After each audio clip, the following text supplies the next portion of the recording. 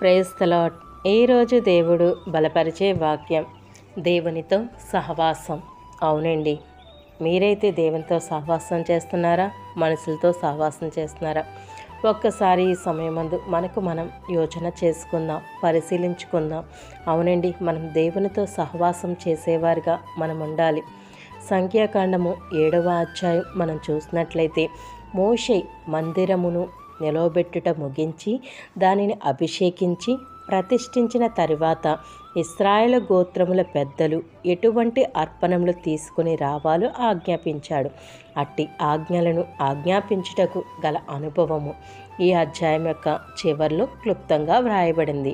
ఆ అనుభవం ఏమనగా మోషే దేవునితో మాట్లాడారు.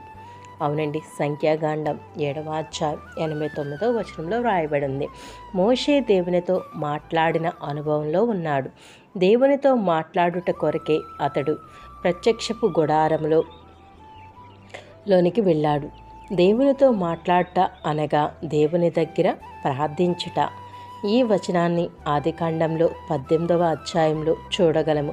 అబ్రహాము సొదొమ గురించి చేసిన విజ్ఞాపన దేవునితో మాట్లాడిన అనుభవంగా ఉంది.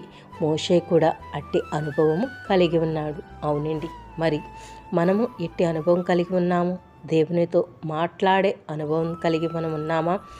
దేవునితోని ప్రార్థించే అనుభవం కలిగి ఉన్నామా? దేవునితో సహవాసం కలిగే అనుభవంలో ఉన్నామా?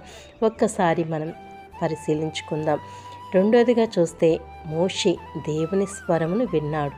సంఖ్యాకాండం 7వ అధ్యాయం 90వ వచనం. మోషే దేవుని స్వరమును విని ఖచ్చితమైన సూచనలను పొందుకున్నాడు. అందుచేతనే దేవుడు చెప్పిన ప్రతి మాటను ఇశ్రాయేలుకు ఆజ్ఞాపించగలిగాడు. దేవుని స్వరం వినాలి అంటే దేవునికి సమీపంగా ఉండాలి. ప్రసంగి గ్రంథం 5వ అధ్యాయం 1వ వచనం. దేవుని స్వరమును వినాలి అంటే ఆయన గొర్రెలముగా ప్రజలుగా ఉండాలి. యోహాను రాసిన సువార్త 10వ అధ్యాయం 27వ వచనం. దేవుని స్వరమును వినాలి అంటే దురద చెవులు లేని వారమై ఉండాలి. 2వ తిమోతి రాసిన పత్రిక 4వ అధ్యాయం 3-4 వచనాలు. అవునండి, మనము దేవునితో సహవాసం చేయాలంటే మొదటగా మనం దేవునితో మాట్లాడాలి, దేవునికి ప్రార్థించాలి, దేవుని సన్నిధిలో మనం గడపాలి. అప్పుడు దేవుడు మనతో కూడా మాట్లాడతాడు. అవునండి, మనం దేవుని స్వరం వినేవారిగా మనం ఉండాలండి. దేవునితో మాట్లాడే అనుభవమును, దేవుని స్వరమును వినే అనుభవమును ప్రతి విశ్వాసి కలిగి ఉండాలి. ప్రార్థన ద్వారా మనం దేవునితో సంభాషించగలము. వాక్యము చదువుట ద్వారా దేవుని స్వరమును మనం వినగలము. అట్టి అనుభవము ప్రభు మనకి దయచేయును గాక. ఆమేన్. ప్రార్థన.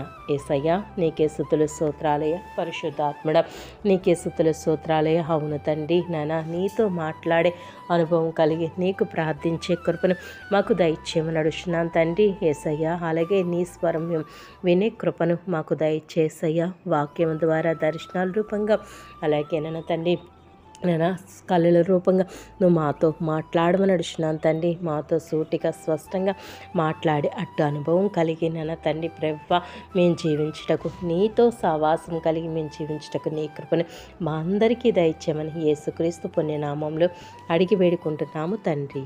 ఆమేన్.